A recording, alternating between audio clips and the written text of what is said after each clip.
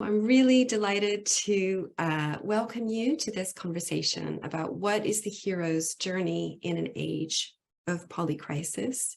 Today, we're talking about the hero's journey, and this is a very famous concept put forward by Joseph Campbell, the idea that there's a sort of universal narrative arc that you find in mythologies and religions from across different cultures and geographic locations. And in his book, Hero with a Thousand Faces, Joseph Campbell wrote, "A hero ventures forth from the world of common day into a region of supernatural wonder. Fabulous forces are there encountered, and a decisive victory is won. The hero comes back from this mysterious adventure with the power to bestow boons on his fellow man."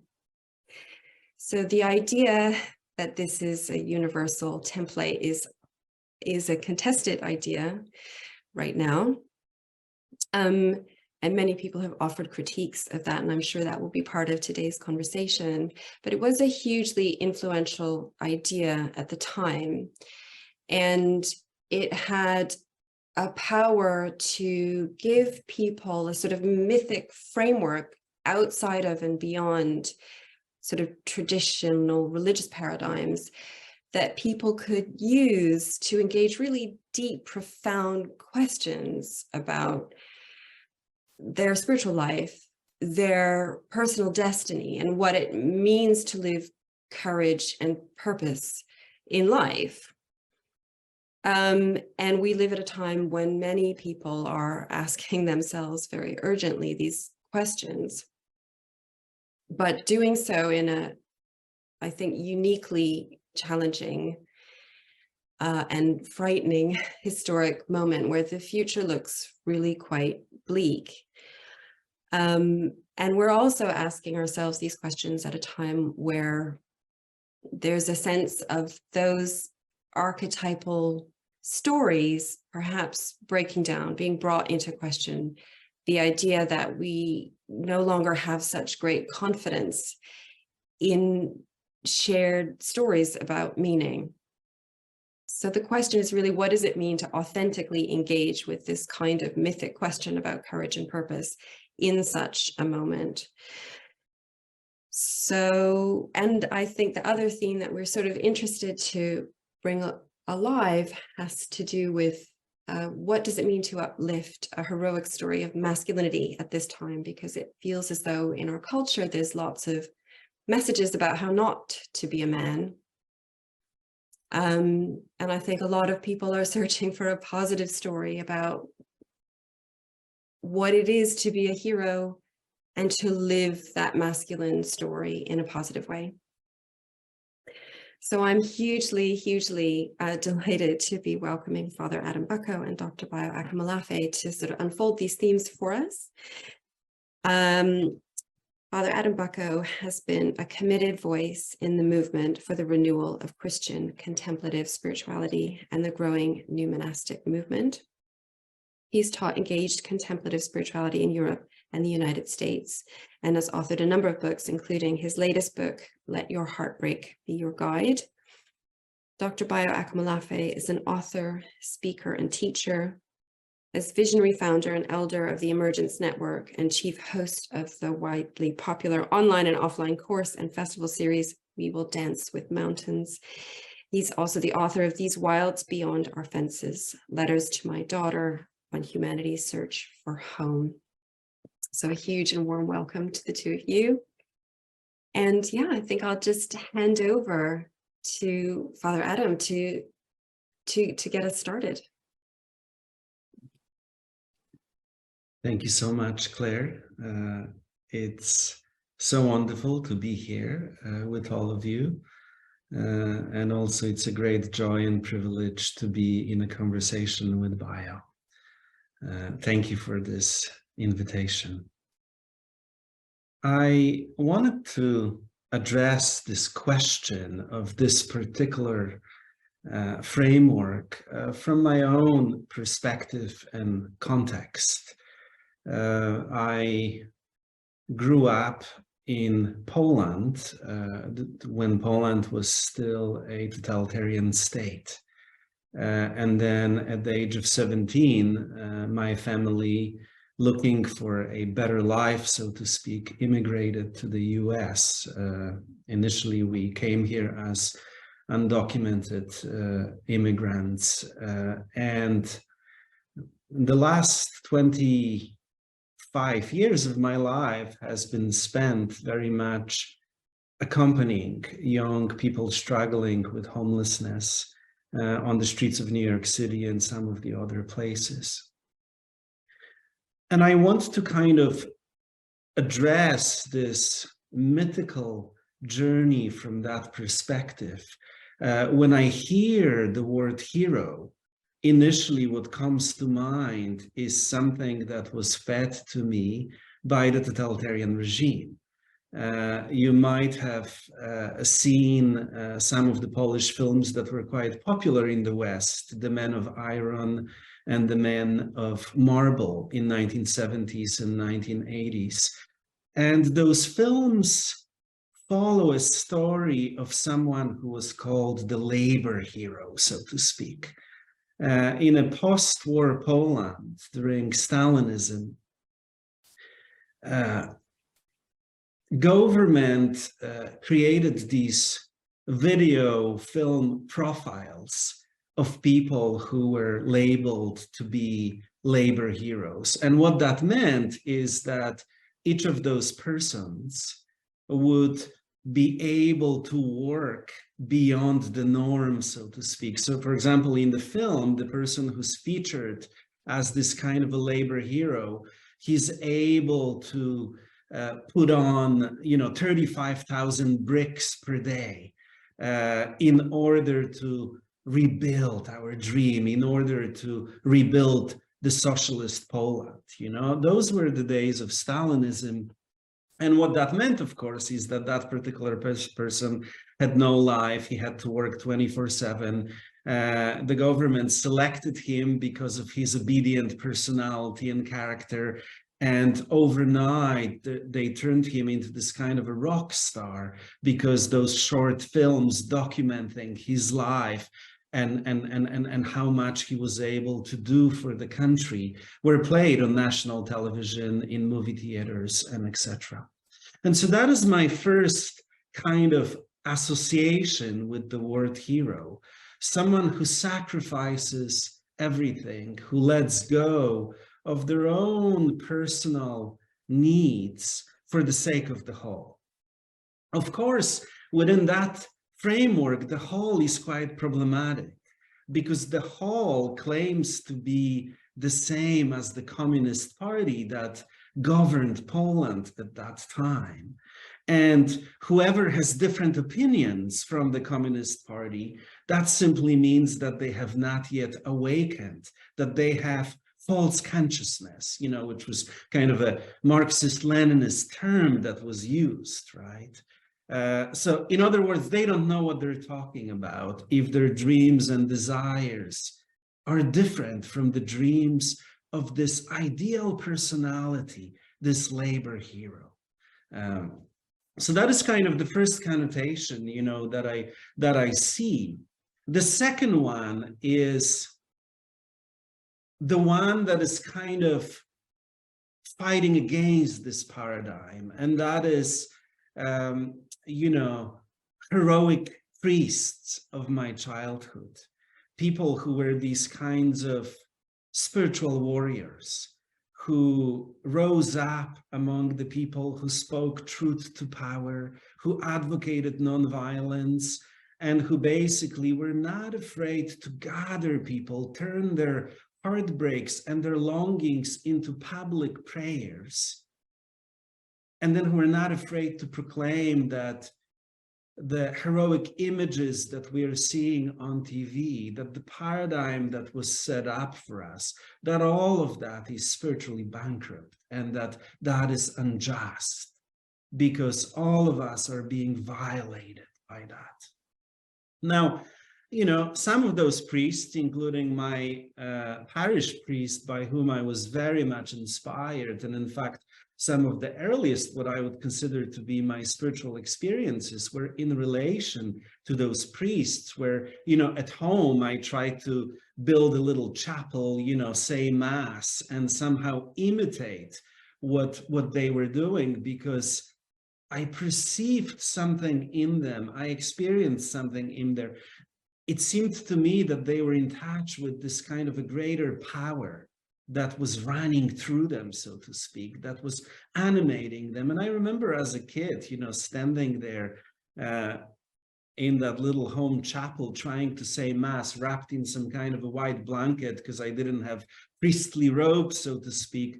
I remember, you know, just feeling like no matter what is happening around me, even though there is violence around me, even though there are tanks on the street around me, nonetheless, there's this greater power that was holding me, that was somehow touching all of my wounds, all of my insecurities, and transforming them into something that I felt I could trust, you know.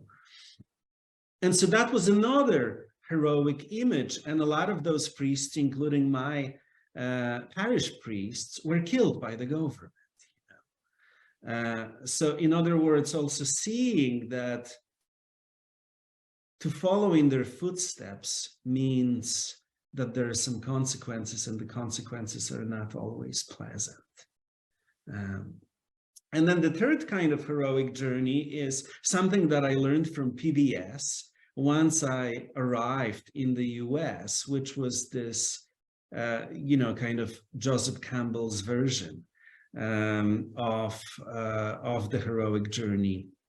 And to be quite honest with you, as a young person who came here looking for an identity, looking for a life of meaning and purpose, but also being aware of the shadows of communism and also the shadows of capitalism, initially that kind of heroic journey that Joseph Campbell articulated was very attractive to me because it got me going.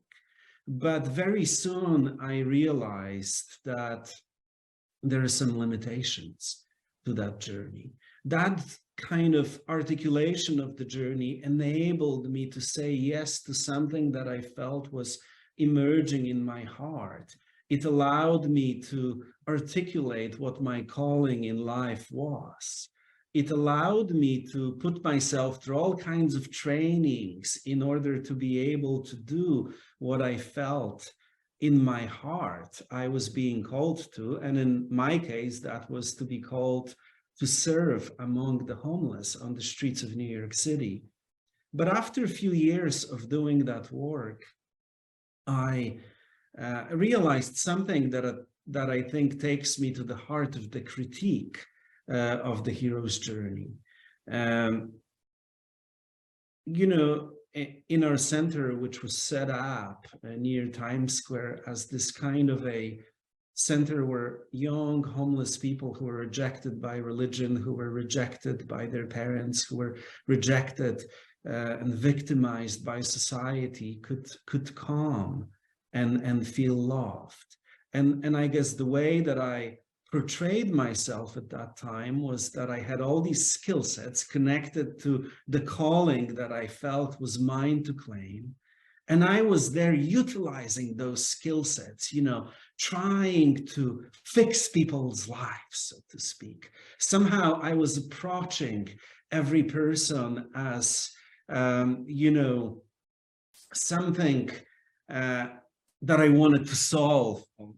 You know, that they had these difficult circumstances, that they experienced all these traumas, and my skill sets were there to help them to rearrange different variables in their lives, and then help them to turn that into something that also could be heroic, where the wounds could become gifts, you know, utilized in service to the dream that they often felt as a result of taking steps towards that. And, you know, those dreams were oftentimes very much in line with the kind of capitalist, individualistic society, because in the world where the only theology that you have is a reality TV theology, how do you articulate your dream?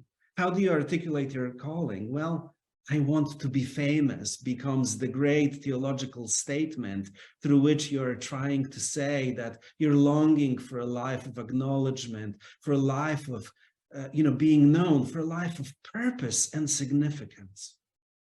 And so after a few years of doing that, I reached a tremendous crisis where I felt that my work was actually not really helping people. I was failing at accomplishing my dream to being the person who could help people to fix their lives. And the insight that I got from one of the monastic mentors of mine is that instead of focusing on utilizing the skill sets, instead of trying to see people as problems to be solved, that I needed to approach every person in the same way that I was approaching contemplative prayer. And what is contemplative prayer about? It's about putting whatever we know about God, about the world, to the side. It is about being with what is, being present to the pain and the joy in us and around us, bearing witness to that. It is about allowing ourselves to fall apart and to get shattered as a result of the pain and the joy that we are feeling. And so that's what I started doing. I started approaching every person like that, taking out all the professional buffer behind which I could kind of hide, so to speak, and simply approaching people in this state of receptivity and listening, putting everything I knew aside, and then bearing witness. And in most cases, it was bearing witness to their pain and helping them to hold that pain. And what I began experiencing is that whoever I thought I was, whatever I thought the operating system was that was governing my life, it started breaking. And so those experiences of accompanying homeless youth turned into experiences of falling apart, of being broken into pieces, being shattered. And then what I started discovering is that when we consent to that shattering, we realize, and if we stay long enough in that state, we realize that underneath it all, there is this presence that I call God, that is longing to flow into our situations, begin to pick up the broken pieces from the floor and begin to reassemble them, where our wounds literally become gifts, where all of a sudden our skill sets are being used, but not in a way that we would use, where all of a sudden we are given the right way of being that can serve, the right words come to us. And then actually in the end, it's not really clear who's helping whom. It's not an individualistic journey. It's something that enters our lives, our being, our relationship, and then begins to do the work of healing. And so, in other words, the process for that is openness and receptivity and a willingness to be broken by the pain and by the joy that we feel in us and around us, and then being with all of that in a state of curious not knowing, listening for that inner impulse of the divine that is ready and that usually emerges there in our midst. And our job is to consent to that. So whatever that energy is, it can capture us. It can use whatever we have and turn it into something that is useful, where that energy literally begins to live through us, where we become an expression of God's love and compassion in the world. And so to me, I guess this takes me then into my critique of the hero's journey. I think it is very useful because it gets us going. It gives us a sense of identity. And especially for young people, that's very needed at the beginning of the journey. But then eventually, if you're doing the hero's journey correctly, so to speak, the hero needs to die. The hero needs to say, I'm done. The hero essentially needs to give up and to proclaim the sense of powerlessness with confidence and joy. And that becomes, you know, that kind of almost what we could call, in some spiritual traditions, call a sense of self-annihilation, consenting to self-annihilation. That actually creates an opening for something greater than what we have to flow into us, to descend into our being, and to begin to do the work of healing on us and then through us in the world.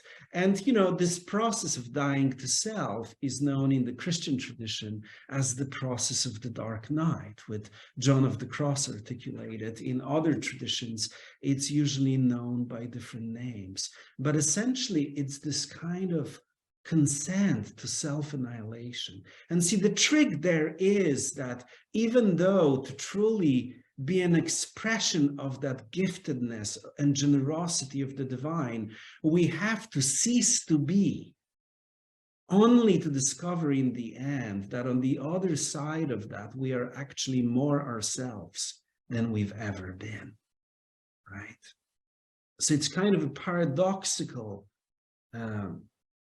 process that in many ways is reflected in what in the Christian tradition we call the Paschal ministry, a consent to dying, a consent to powerlessness that creates a container into which the divine can descend and then pick up whatever is there on the floor and begin to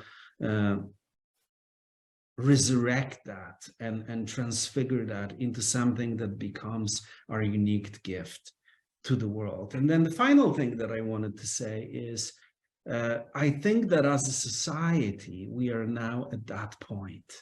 You know, we have hit the wall. And I think the danger that I perceive is that oftentimes when we hit the wall, the messages that we receive, and, you know, Joseph Campbell's model was very much articulate, was very much informed also by American individualist kind of, you know, paradigm. Some would even call it, you know, ethical egoism, you know, of Ayn Rand, that kind of infiltrated you know, his thinking, as Ayn Rand's book that kind of talked about it was released just a few years prior to Joseph Campbell's articulation. And so I think, you know, within that paradigm, in some ways, when we hit the wall, we are told to reinvent, we are told to reimagine, we are told to, you know, think of a new strategy.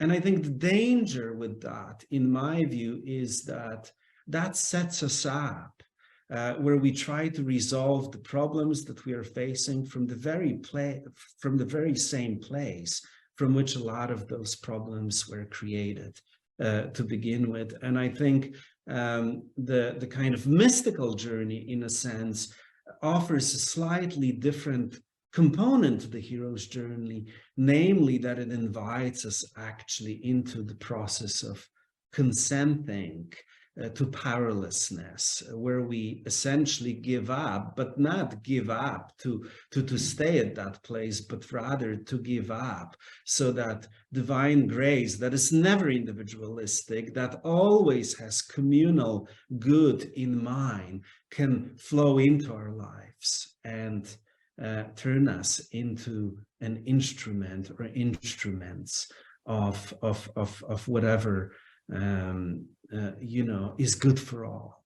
So that's kind of my spiel, you know, on how I relate to this question and to this paradigm as both helpful, but also maybe slightly problematic. So thank you, and I'm looking forward to hear from Bayos.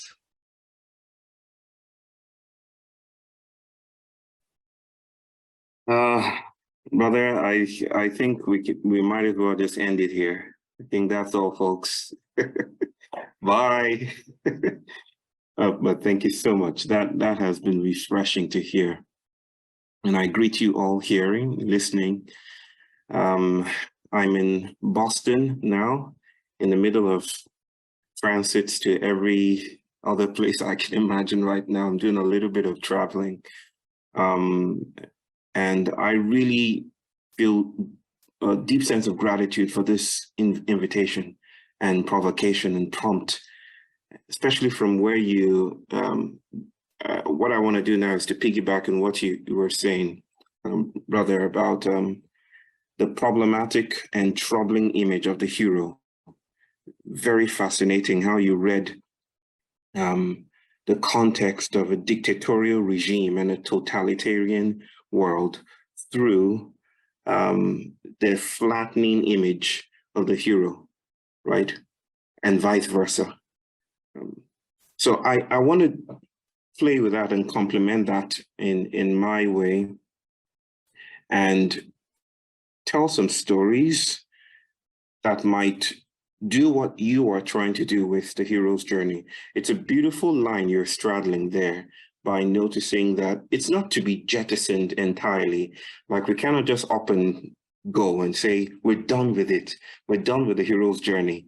But there, I believe, and I believe you believe the same way, that we're in such a time where when it is becoming increasingly difficult to situate our yearnings within the framework of that algorithm. And so we need to do other kinds of moves, other kinds of things. Let me tell everyone here a story. If you know me, you know I always tell stories about my children because they are the impediment in my own hero's journey. My book, These Walls Beyond Our Fences, is about my conversations with my daughter, right? And it's about me trying to pray for and with my daughter. And not just my daughter, since she was around 3 years old when I wrote the book. She's now 9. But it's about how I can intercede, you know, and meet a world that is larger than our relationship and yet just as small as our relationship.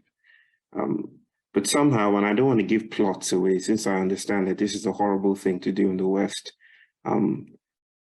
my daughter gets in the way of my completing that assignment in some sense. She stops me in the way. And I want to just speak about when things get in the way. Wendell Berry would say that the impeded stream is the one that sings.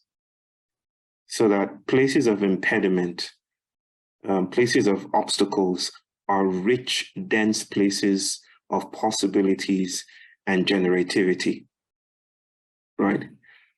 This story is from a couple of years ago, also when she was around 3 years old. 3 years old. We're in Vermont. No, not Vermont, Virginia, Richmond, Virginia. And I don't know how many of you have had experiments with your children, if you have children, parents here, like I have.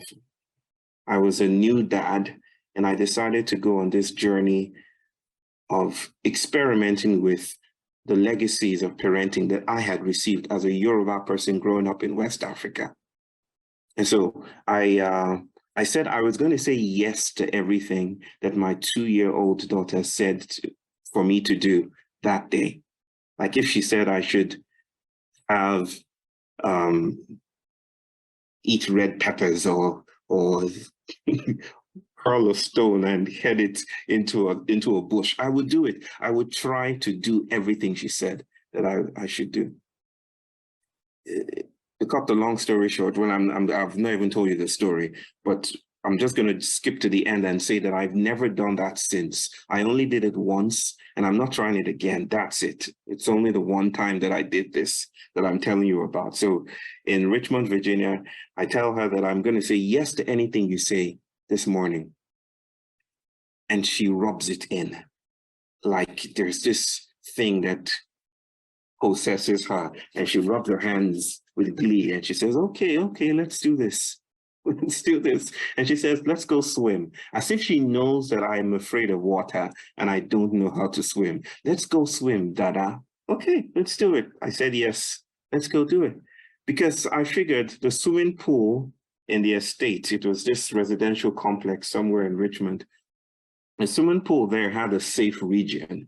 I could wade in the water without literally drowning. So there's nothing to it. And so I got ready for it, put on my flip-flops, and we walked towards the swimming pool.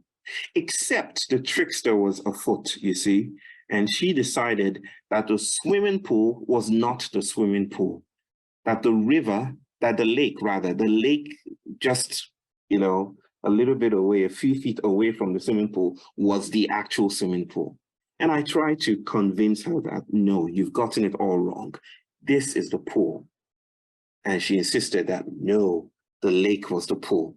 And so I said yes to that as well. And so we started to walk to the pool. And on the way, she says, Dada, pull off your slippers. Father, this almost felt like a Moses moment. Like you're in front of the Holy of Holies. You're in front of something holy and sacred and dense. So pull off your slippers. And I did. And she said, wear mine. Okay, wear my own flip-flops and I'll wear yours. And so we exchanged it. It was beginning to get a little bit awkward now, and I wasn't exactly sure where this was heading. It was deeply non-teleological, but we just kept on heading to the pool that has now become the lake, or the lake that is now the pool.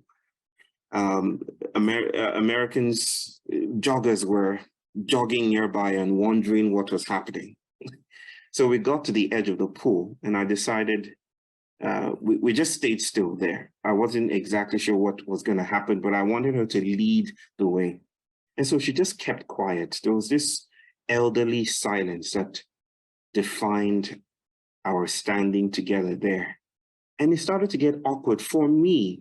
And so I wanted to infuse the moment with story, to tell her about her people, to say a few things about her multiracial heritage from India and from the Igbo and from the Yoruba and from Iranians and from the English, right? I wanted to say all of these things about her. And she says, as I started to speak, she says, shh, don't say anything, Dada. And we just stood there at that Alethian edge, if you will, at that end of things. And the hero image that I had cultivated up to that time started to be composted. It's also being composted in my relationship with my son, who is 4 years younger than Alethea. He's on the autistic spectrum. And just like Brother Adam, at some point, I wanted to save him. I wanted to redeem him from his autism. Now I know better. I'm a clinical psychologist, but at some level, or some sedimentary level in my cells, in my bones, I found myself subconsciously reaching out to him as if I was trying to gentrify him, to pull him from his autism into the safety of neurotypicality. As if I didn't know better, as if I had not done a lot of work in articulating why this is problematic, deeply troubling, a deeply troubling thing to do. And my son keeps on getting in the way of that. My son keeps on refusing that gentrification, that gesture of recovery and rehabilitation. There's something about him that veers away from capture. In a sense, you might think of the hero's journey as a place-making technology. It's how we ritualize place. It's how we story the world. Of course, all stories are embellishments. All stories are rituals, attempts at framing and understanding what the world is doing. They always come with a buyer beware cautionary clause, right? In the story of the hero's journey, the framework of the hero's journey, we are the centralized figures. We are stabilized. We, the hero and the hero's community, is stabilized. And there is this proceeding, this teleological movement from what feels like an opening and then arriving via tempestuous middles at an end where we lift the trophy and say we've won. And we've depended on this framework for a long time. It's so ubiquitous. It's in Disney stories and Disney flicks and everything we can think of has this idea that we will summarily by and by arrive at the end of this journey and pierce the tape and declare victory. It's a story we're telling about climate chaos. It's a story we're telling through our social justice movements. We invite ourselves to think of ourselves as the figure of choice or preference, navigating a mostly dumb and mute world and arriving at the end. So in this framework, we are the actors on the stage, and the stage is the background.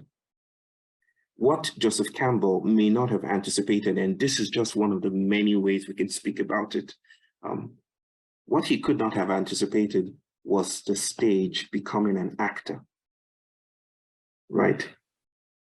Was the theater also becoming a character in the plots that we're used to. Let's take, for instance, the story of climate chaos. The recent draft of the IPCC report, the 6th report, assessment report, is a hero's narrative through and through. It's a hero's journey. It says basically that the world is in trouble if we don't do our utmost to save the world from reaching and breaching a threshold, 1.5 degrees Celsius, then we're all in trouble. And we risk losing the world as we know it. But you know what? If we rush in, we can stop the explosion from happening. This addendum, these remarks were added by the UN Secretary General, that this is like an explosion about to go off, but we have the team, or we have a politics, or we can contrive a politics that can rush in and decode and unravel this explosion or bomb about to go off. The thing with that storying of our situation is that it does not take into consideration, it takes for granted our centrality, and it does not take into consideration what the world around us is doing, right? Because it has focused agency and responsibility and intelligence on the central character, the hero moving through the tale. And I just want to notice how that entire framework is premised and highly subsidized by a world that is supposedly dumb and unintelligent, that does nothing but serve as a background to human sociality. It does nothing, right? Wisdom is when the world kicks back. Wisdom is when we arrive at an edge and there is no more road to travel. Wisdom is when your 2-year-old daughter pierces through your eloquence with shh. Wisdom is when your autistic son says or refuses to return your gaze, the assurance of interpersonality. Wisdom is the crack in the road. The Yoruba people have lots of stories that don't end, where the protagonist seemingly walks out the text or the discourse, just traipses out of legibility and is unable to be seen or found anymore. And I think this is where we need to maybe start to speak about the monster's journey, right? Right. And I humorously call it the monster's journey because a hero's journey is in part dependent on the participation of a monster who must always fall down, you know, to the sword of the hero, right? Okay, this is where you fall down so I can arrive victorious. And we have lived on this participation of the monster. And now the monsters are on strike, if you will. The monster is is refusing and repudiating our claims to exclusivity. And now we're witnessing an insurgency of the invisible. The monster is not just a two-horned, creature, to the side of things. The monster is the dense, incredible, exquisite, almost erotic intelligence of a world that will not fit neatly into our frameworks. This is what we term the monster. It's how our cultural narratives, are framed. We tell our children not to cross a certain boundary. We say, stay within the city, don't go into the dark forest. Stay here, right? Anything beyond that is absurd, is awkward, is the monster. Modernity, modern civilization is the story of sanity. But now we're witnessing that sanity, that cleanliness, that quarantine being invaded or upended by the claims of the monster, to which we're highly and heavily indebted. And so the monster's journey is a politics that runs through, it's not old, it's not antiquated, it's right now. It informs our social justice movements. It informs how we frame forward movement and our imaginations of the future. But it is not spacious enough. It doesn't do enough to tell us exactly who is in the room. It doesn't allow us to notice and build alliances, probably post-humanist, more than human alliances with a world that has always never been reducible to human sociality or human doings. And I'm just going to take a cue from my dear brother here and say, in our indigenous ways of thinking about the flowing, fluid, promiscuous becomingness of things, God is the crack. God is not the figure at the end of history. God is not the Gandalfian bearded figure, who sits on the throne, right? God is the impediment that stops continuity, that invites a deepening of our embodied relations with the world. Instead of just a thing that gives a reward or a piercing of the tape or victory so-called, God becomes the removal of an endorsement, so to speak, like the removing of a red carpet beneath the feet of a celebrity. Right? God becomes the refusal to just perpetuate the familiar with which we're used to. There are many, many theologians that think about God as trickster. I'm fascinated with the idea of God as trickster.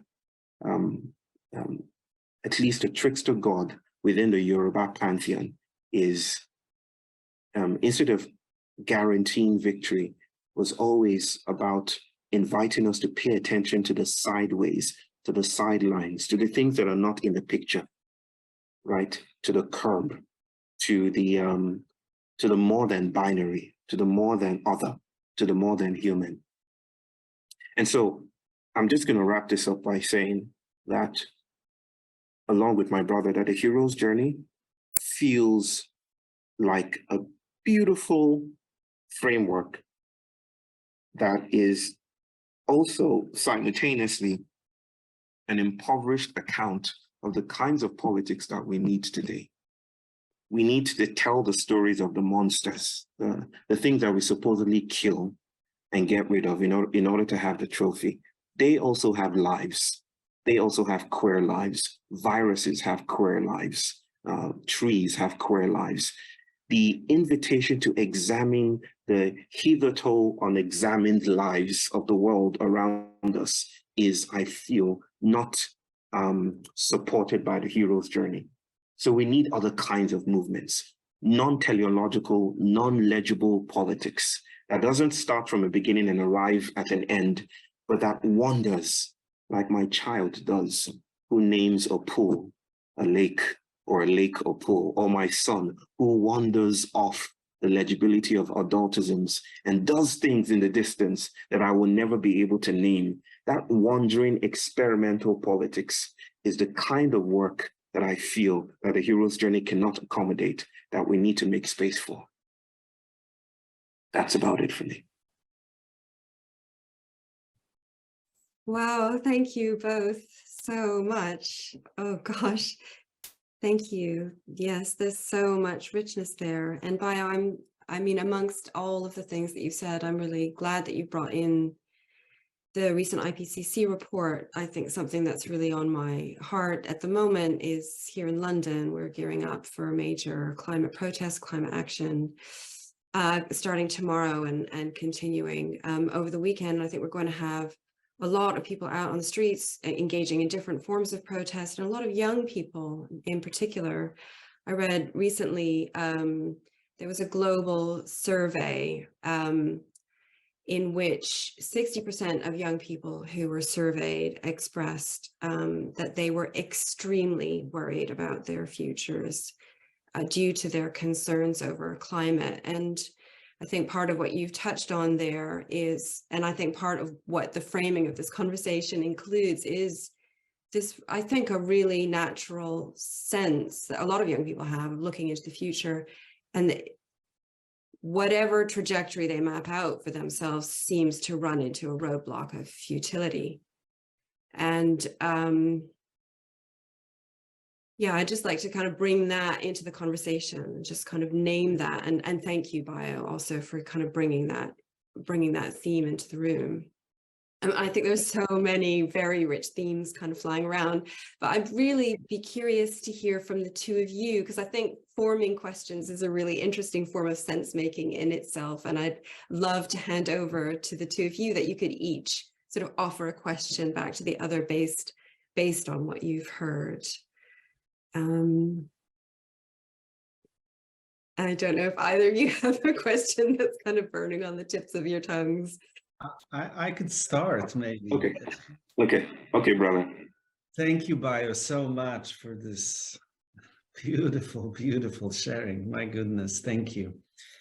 I so appreciate it. Thank you, likewise, brother.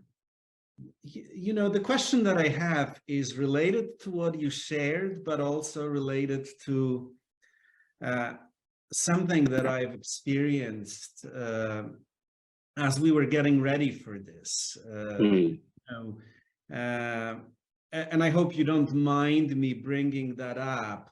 I remember emailing the team, and you had an automatic response that said, these are the days and times that you work or answer email. And you know, to be quite honest with you, I was very moved by that, because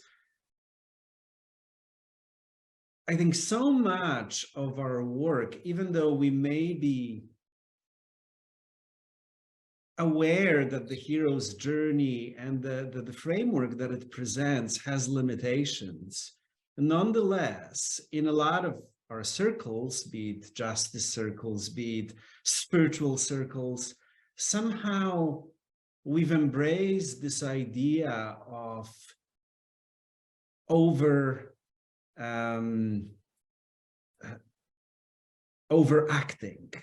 so to speak, that somehow whatever is inadequate in the world, whatever is problematic in the world, that should be the response should be essentially what turns out to be workaholism.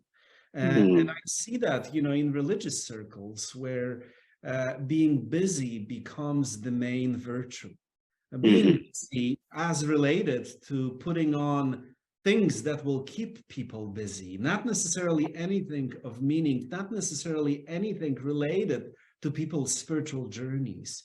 The same is true in many of the social justice circles that I am part of. Somehow this embrace of a virtue of just being on at all times, and then as a result being able to respond in real time. And I think, you know, what I hear from you in terms of that example, that lived example, but also the beautiful story that you shared, is this need that we really have here to stop, to do less, to say no before we can even be in a space to say yes. And so I'm curious, you know, my question is very personal in a sense. I'm curious about your journey towards embodying that new paradigm that you so beautifully articulated. In terms of boundaries, in terms of choices that you're making in your life, in terms of choices that you make in relation to your family, in relation to your public kind of presence in the world, in relation to your thinking as to how do you think about what is the right action, what is the right way of being. I don't know if that makes sense, but that's it does, brother, it does. Thank you so much for that. It's funny about the automatic reply and that response. It took me some time to get to that, because I also felt at some level that the harder I worked, harder the things I was interested in, the more I could probably lay claim to this politics that I'm hoping to convene along with others around the world. And there's something deeply ironic, maybe even paradoxical, about giving more or seeing more, and then that becoming a situation that engenders less and less of what we actually yearn for, right? I'm thinking of the entomological phenomenon called the death spiral, where ants go around in circles. They just keep on going around in circles because they're trapped in a pheromone spiral and they can't break away from that spiral. So they keep going around in circles and they tell themselves, probably, I mean, if I were an ant, I would want to get a sense of my cartography, but they probably tell themselves that we're almost getting there. Just keep on going, just keep on going. Another right turn, but they keep on going around. It's called a death spiral for a reason, because eventually they get exhausted and they die in that circle. They just die going around in circles. And that feels like a shocking figure of human doings and how we're caught up in carceral dynamics that repeat themselves in our bid to arrive summarily. That feels like the hero's journey writ small, right? My children, again, are gravitational pulls. You know, they're energies that pull me to a different way of seeing the world. It's not even to do less, it's to do something different, right? It's not a matter of do more or do less. It's a matter of, here's where you stop. These are the limitations. My daughter has learned to seize my laptop. She literally takes my laptop away and hides it from me so that I don't get to work at all. And then we write stories together. You might say, for instance, that's no way to respond to climate change. We all need to be on the roads and stuff like that. But that feels like what an ant would say to the other ant in a death spiral. And so it's this phenomenon that describes our stuckness that is the real issue here. It's not death that is the threat. It's not death, because we hardly even know what life is. Death isn't the threat, it's capture. Capture is the threat. And so the real move here, the emancipatory move here is some kind of ontological mutiny, like a sensorial explosion that allows me to see a taste or taste a color like my son would. Like, why is Christmas every day for my son? Like this morning, he said, Merry Christmas. The day before, he said, Merry Christmas. He's stuck on Christmas. You might want to cognitively get this out of his body and say, no, Christmas is December 25th. But what am I risking when I do that, when I try to rehabilitate that? And what do I stay with when I stay with him in this way? So my journeys have been, you could think of it as this extremism in the hero's path, suddenly met by something that exceeds the journey, and then staying there. And to those people who convene or articulate courage as persistence, I think this is the time to think of courage as lingering in places of impediment. Like, it's those places where we don't know what to do, don't know how to go forward. That's where the work is. It's in those places where, there's no funding or there's no forward movement, where things got awkward. That's where there's a profusion of grace, I think. I think awkwardness is the profusion of grace, not the absence of it. Thank you so much. Beautiful. Thank you. And let me see if I can frame a question for you. It's less, I don't think of things as either personal or not, because I don't know what this might generate for you. But I grew up in the church, and I no longer identify as Christian. I travel along the lines and the choreographies of Yoruba cosmologies, but there has never been an abandonment of like, it's done with, I no longer see the world that way. The world is too promiscuous, too rhizomatic for us to fit neatly into linearities in that sense, right?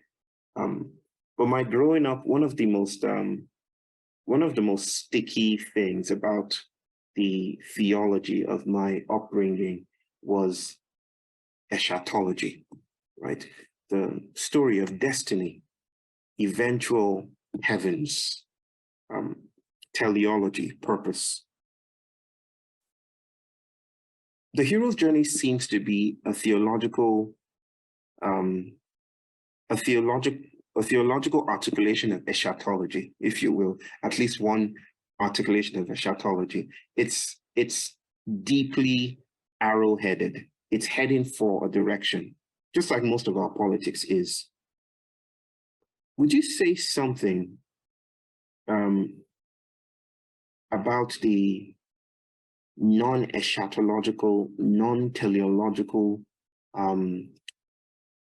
potentials of Christian mysticism?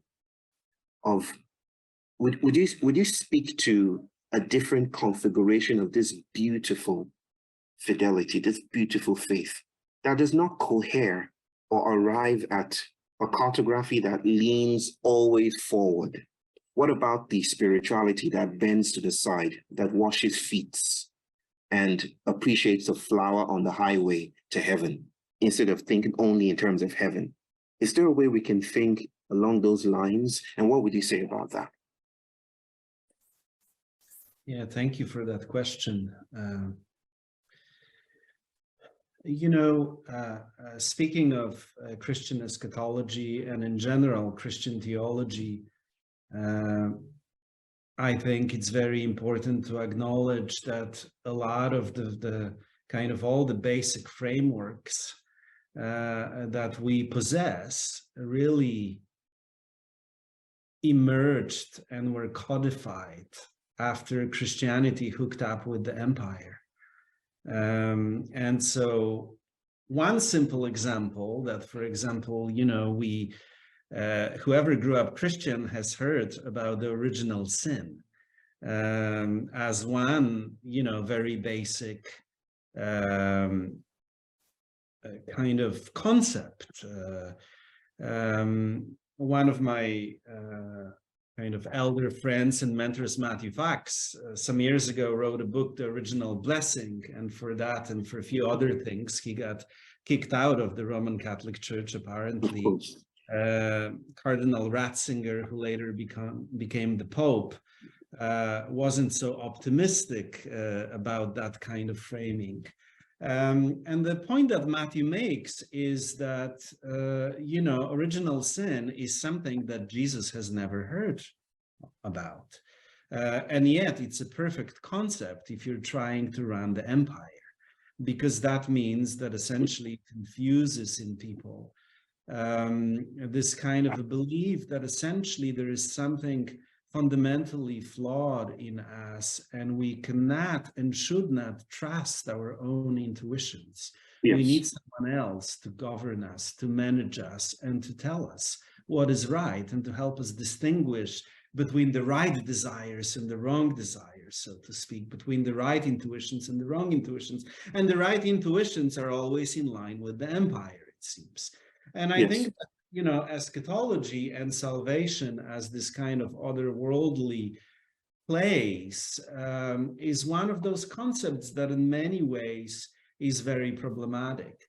I think the antidote to that in a Christian framework could be, you know, a mysticism that is very much kind of based on the concepts of incarnation, meaning that everything around us and in us is kind of soaked with something that we call the divine, whatever that thing is, you know.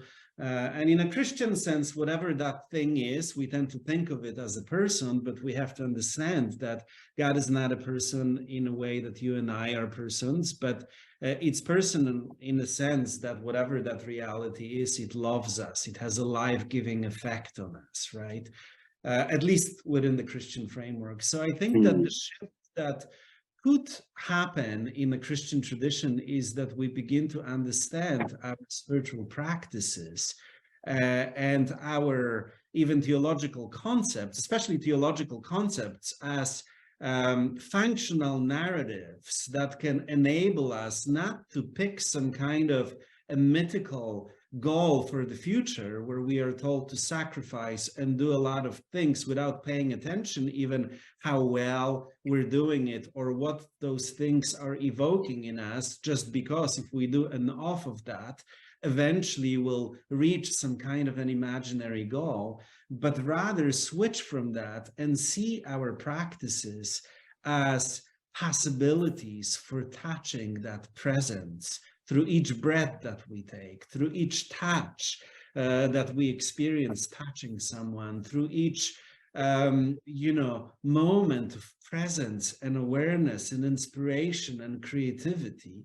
So for moving, you know, that kind of imaginary goal into something that we can actually touch right here and right now, where what we experience is actually aliveness and freedom. And that freedom then, you know, at least in some Christian traditions, leads us and gives us a sense of courage to say no to a lot of the things, including religion, that tries to box us in and prescribe a specifically prescribed path that takes us to a specific goal that oftentimes is actually very much connected to whatever the church wants, whatever the empire wants. So I think, in my view, that is the shift that we could make, and that is the shift that I try to make in my daily life when I walk my, you know. The opportunity is there to really be present to her, to be touched by her unpredictable beauty, you know, to let her run and maybe try to imitate her, you know, by following her into the woods where normally maybe I wouldn't go, and allowing every breath that I take to be you know, an infusion of life, an infusion of curiosity, an infusion of something that enables me to be present and to say yes to life that is ever surprising, ever creative. Beautiful. That's beautiful. great. Beautiful. Thank you, brother. Thank you. Thank you. Thank you so much. I'd like to say on behalf of everyone on this webinar, thank you to Bayo and Adam for creating such an extraordinary atmosphere and bringing such inspirational reflections and insights. I've been really incredibly moved by that conversation. I'm just going to put in a link into the chat box to upcoming events at St. Ethelburga's. So one of the things that St. Ethelburga's aspires to be is a place that can house and invite that kind of community. We do offer regular community events like our contemplative practice gathering every second Tuesday of the month. It's a really lovely, intimate gathering by donation in our Bedouin tent to share interfaith, silent contemplative practice and tea and coffee and chat. We offer lots of other events. Please do check out the link that I've just put in the chat box. We have other webinar events in this series coming up. We also have a conference on Bridging Divides, Loving Earth on July the 12th. So please do If this is your first time at a St. Ethelburga's event, or you've been before, please do consider yourselves as a part of the St. Ethelburga's family. And I hope to see you and engage in this kind of deep, reflective conversation, sacred conversation in the future. I'd also like to give a huge thank you to the Fetzer Institute for generously supporting this event. And just to say thank you to everyone who's joined. There's just been a sense of people bringing a really sincere quality of listening and attentiveness and sharing to this event. Thank you so much.